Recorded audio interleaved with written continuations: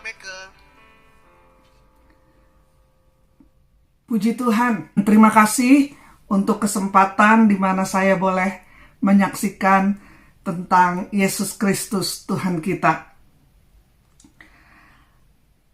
Yang ingin saya saksikan adalah pada beberapa tahun lalu, saya kena thalassemia minor, sakit thalassemia minor. Itu ada kelainan di darah. Jadi kalau orang darahnya bulat, saya tuh A3/4 lah. Jadi ada kelainan di darah.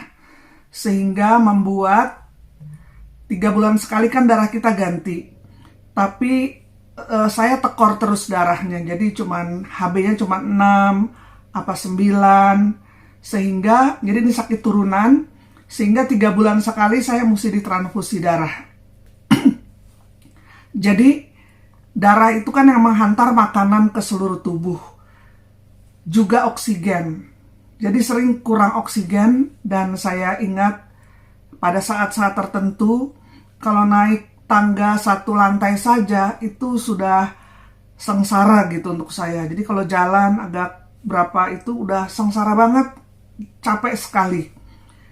Tapi saya bersyukur kepada Tuhan, pastilah karena Roh Kudus, walaupun kondisi tubuh saya lemah, tapi saya dikuatkan Tuhan untuk terus melayani. Dan mungkin karena itu juga saya kena kanker, karena orang yang kurang oksigen katanya bisa jadi gampang kena kanker. Maka setelah 27 tahun melayani Tuhan, pada tahun 2007, saya dinyatakan oleh dokter kena kanker getah bening, payudara, sudah metastase di 7 tempat, hidup saya tinggal 20%, dan dokter berkata secara medis dan obat-obatan tidak dapat menolong kamu. Tapi saya bersyukur dokternya ini anak Tuhan. Jadi dikatakan memang kamu tuh gak ada harapan, tapi pada Yesus kamu tetap punya harapan. Jadi dokter ini mendoakan saya dan selama bertahun-tahun itu raport kesehatan saya merah terus. Jadi saya di kemo 8 kali, 25 kali radiasi, terus saya dioperasi 4 macam, di Sumeta, di nuklir, pokoknya komplit lah tentang perawatan untuk kanker. Ketika saya bertanya kepada Tuhan, Tuhan seperti memberi kesan pada saya. Kamu itu mesti lewati semuanya. Supaya apa? Supaya kamu dapat menguatkan, menghibur orang yang di kemo, kamu dapat kuatkan dan menghibur orang yang di radiasi, yang di operasi.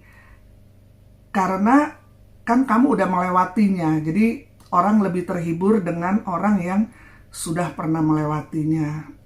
Dan saya berkata, terima kasih Tuhan, kalau kesengsaraan saya ini juga Tuhan bisa pakai untuk menghibur dan menguatkan yang lain. Dan saya ingat juga waktu itu PD-PD banyak mendoakan saya, ada Bu Lisna, Gloria, banyak deh mensupport saya dalam doa. Itu sungguh luar biasa, kita punya komunitas yang mensupport dalam doa. Dan juga saya ingat waktu itu ada juga ya namanya kan orang lain-lain pendapatnya. Ada juga yang bilang, wah barangkali dia banyak dosa, barangkali dia itu munafik, pasti ada apalah keturunan lah, stresnya berat lah, luka batin lah. Biasa kalau orang kanker kan dibilangnya luka batin, stresnya berat gitu. Nah tapi kan waktu saya denger itu nggak bisa bela diri gitu kan. Jadi saya juga belajar bahwa kalau orang lagi sakit atau lagi susah, itu lebih baik kita kasihi, kita temani gitu ya, kita support daripada kita menghakimi. Dulu juga saya suka gitu, suka menghakimi. Kalau ada orang kebakaran, tabrakan, dosa apa nih orang ya, keluarga ini dosa apa kali begitu. Tapi ternyata nggak enak loh kalau dihakimi. Sedangkan Yesus saja sampai sekarang itu belum menghakimi. Kapan Yesus menghakimi? Yaitu pada kedatangan kedua kali baru Yesus menghakimi. Sekarang saatnya, kalau bisa seberapa banyaklah diselamatkan, maka sorga bersuka cita. Dan saya menjalani semua itu pas waktu itu bukan cuma sakit berat. Tadinya saya punya asuransi, tapi lagi ada ujian lah, kendala uang, jadi saya keluar dari asuransi. Waktu itu belum ada BPJS tahun 2007. Jadi saya sakit parah, saya nggak punya asuransi, saya nggak punya uang berobat, ada masalah keluarga, ada juga masalah pelayanan. Benar-benar, nggak tahu mau minta tolong kemana gitu. Dan kalau di kemo di apa, kadang-kadang tuh saya udah rasa kayak mau meninggal lah, udah kayak mau masuk dalam abu-abu kegelapan. Kadang-kadang saya mendengar suara-suara yang aneh. Jadi pikir apa udah waktunya nih meninggal gitu kan. Tapi saya sungguh bersyukur kepada Tuhan. Waktu itu ada hamba Tuhan, 2 hamba Tuhan datang. Itu kok bisa kasih ayat yang sama. Karena kan kita berkecamuk di kepala, di hati itu berkecamuk. Ini dosa apa? Saya juga nyalain diri sendiri gitu ya. Dosa apa nih? Maka saya bertobat, saya sakramen perminyakan. Terus kan mesti strategi gimana dapat uang, bagaimana berobat. Berkecamuk ribut lah di kepala sama di hati. Tapi 2 hamba Tuhan ini datang, mereka berkata, ayatnya mereka kasih, "Be still and know that I am God." Diam dan ketahuilah bahwa akulah Tuhan. Karena kepala kita, hati kita kan ribut, sehingga nggak bisa dengar suara Tuhan. Mungkin kalau bahasa kasarnya itu, "Be quiet," kata Tuhan, atau "Shut up," supaya kita hening, tenang, dan dapat mendengar suara Tuhan. Karena dalam keheningan itu adalah saat yang paling peka untuk mendengar suara Tuhan. Dan kemudian ada hamba Tuhan juga datang pada saya. Dia berkata, di dalam diri kamu ada 2 si. Jadi ada si besar, Christ, dan si kecil, cancer. Jadi dalam tubuh kita ada 2 si, yaitu Christ dan cancer, di tubuh saya. Jadi saya waktu itu pikir, masa? Karena kalau cancer di tengah kalimat kita tulis pasti hurufnya huruf kecil gitu. Tapi kalau Christ kita tulis di tengah kalimat, itu hurufnya huruf besar. Jadi saya tuh kayak sehari 3 kali gitu, dalam nama Yesus, bersama Kristus yang besar, saya usir kanker keluar dari tubuh saya. Masa menang yang kecil, si kecil atau K kecil? Harusnya Christ dong yang menang. Karena Yesus namanya di atas segala nama. Setiap lutut bertelut dan setiap lidah mengaku Yesus adalah Tuhan. Nah, waktu saya takut untuk dioperasi, biar murah saya bilang 4 operasi 1 hari dokter. Memang waktu itu ditunda karena saya nggak kuat. Tapi pewarta juga manusia gitu. Jadi pas mau operasi saya takut sih terus terang. Karena mau sekaligus gitu 4 kali. 4 macam. Makanya saya udah perminyakan, udah apa. Supaya kalau saya nggak bangkit dari meja operasi, ya saya udah siap-siap. Tapi luar biasa, makanya kita mesti sering bersaksi. Teman saya bilang, kita bersyukur ya, kalau kita menderita, kita punya contoh. Tuhan Yesus kita tuh pernah sangat menderita katanya. Jadi kita punya contoh. Kasihan kata dia, ini kata teman saya. Kalau yang lainnya kan kayaknya Tuhannya tuh hebat semua gitu. Gak ada yang menderita. Jadi kalau menderita tuh mau lihat kemana katanya. Pas pulang ke rumah, saya memandang salib Kristus. Besoknya operasi nih. Saya memandang salib Kristus. Ya victory in the cross. Saya melihat dan sepertinya Tuhan saya dapat kekuatan adalah Tuhan Yesus naik ke kayu salib itu nggak pakai obat bius. Besok saya dioperasi pakai obat bius. Setelah operasi, saya dikasih painkiller, obat anti sakit. Yesus tuh nggak dikasih obat bius, nggak dikasih painkiller. Maka ketika memandang pada salib Kristus, itu memberi kelegaan. Wah, penderitaan saya nggak ada apa-apanya lah dibanding Kristus.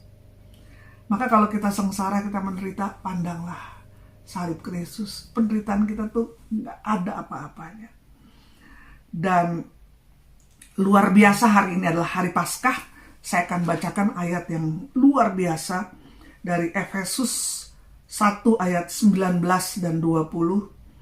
Dan betapa hebat kuasanya bagi kita yang percaya sesuai dengan kekuatan kuasanya. Kalau kita punya Yesus, dalam kita ada si besar Christ, ada kekuatan yang hebat bagi kita yang percaya. Ayat 20, yang dikerjakannya di dalam Kristus dengan membangkitkan dia di antara orang mati dan mendudukkan dia di sebelah kanannya di surga. Luar biasa bahwa kuasa yang sama yang membangkitkan Yesus dari kematian dan mendudukkan dia di sebelah kanan Allah Bapa di sorga, itu ada di dalam diri kita yang percaya akan kuasa Yesus. Jadi ada kuasa yang luar biasa. Maka apapun hal yang seperti kuburan yang mematikan,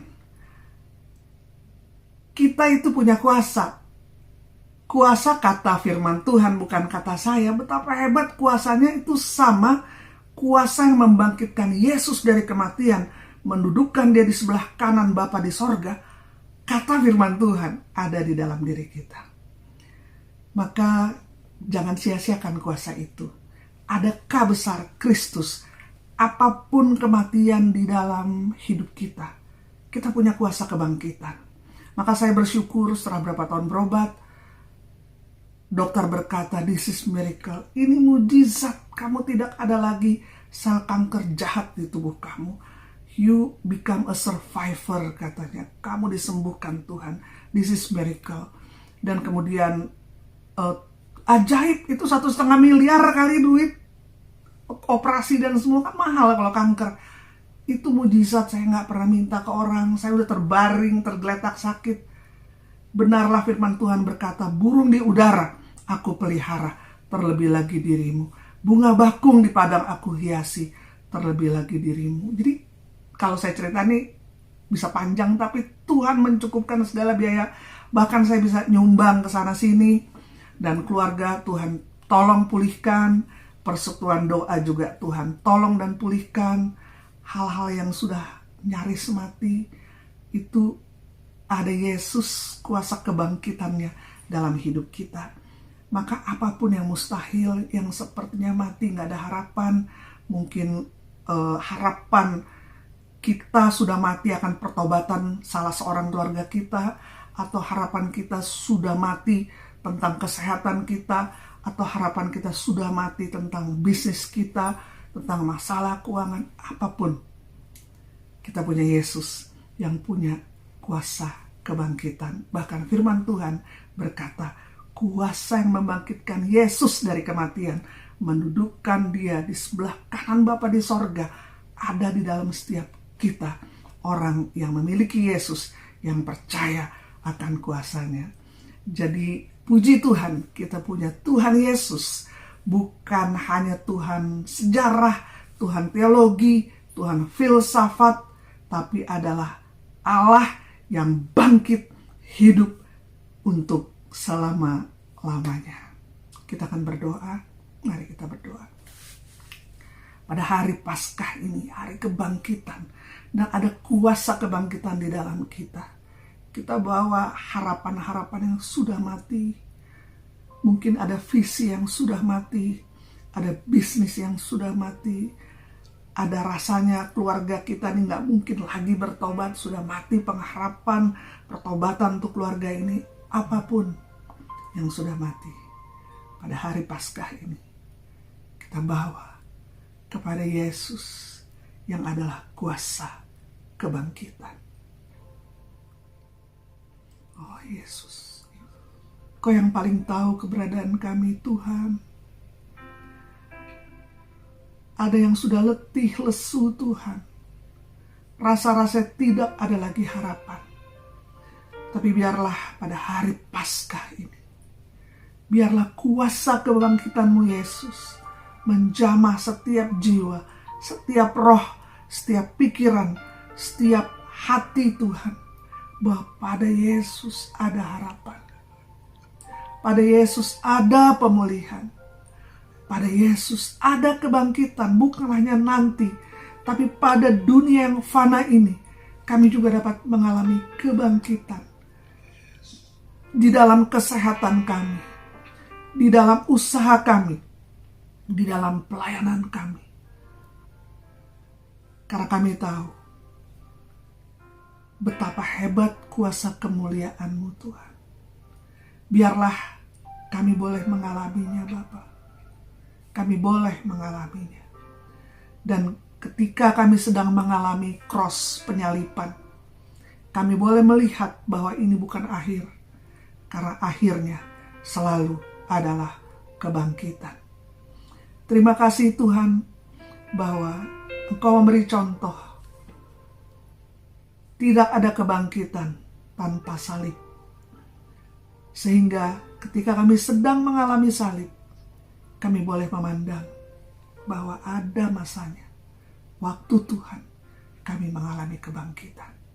Di dunia yang fana ini, usaha, bisnis, kesehatan, apapun, dan juga pada alam yang abadi. Terima kasih Tuhan Yesus. Terima kasih Tuhan Yesus.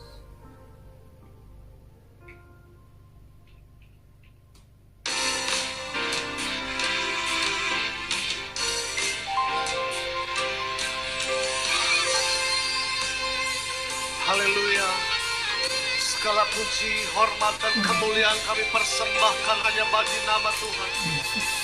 Allah yang bangkit, Allah sumber kemenangan kami. Karena salib-Mu kami hidup. Karena anugerah-Mu kami ada Tuhan. Terpuji nama-Mu. Haleluya.